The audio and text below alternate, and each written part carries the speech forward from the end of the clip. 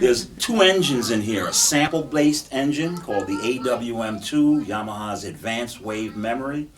Simply, that's digital recordings of instruments that, of course, can be played back. That has its own 128-note stereo polyphony.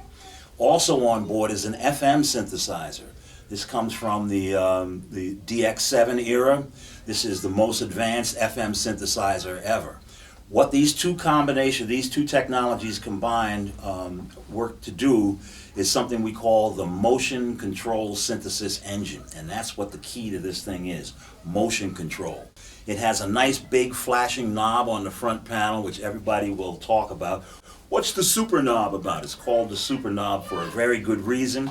It allows you to do multiple things at the same time. So in other words, with 64 oscillators, what if I want to open the filter on oscillator number 12, and close the filter on operator number 3? How do I do that at the same time and still be playing? So the super knob allows you to do multiple things, control multiple things at once.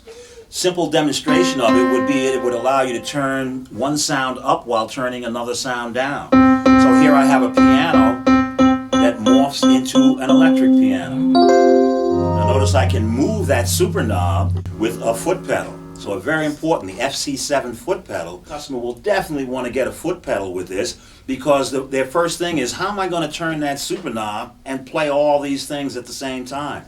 Well, I can move it with my foot. It's very simple. Motion control allows me to turn one thing down and another thing up. That would take two hands to do. All right, and on the front panel, you actually see these very nice lighted knobs and rotary encoders show you exactly what's going on. But that's just the entry. There are 8 knobs controlled by the super knob.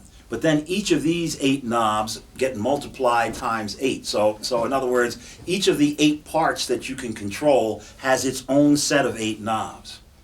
Now don't let this hurt your head, but that means that turning this one knob, things can go very different, all right? So just to give an example, this is a very nice sound.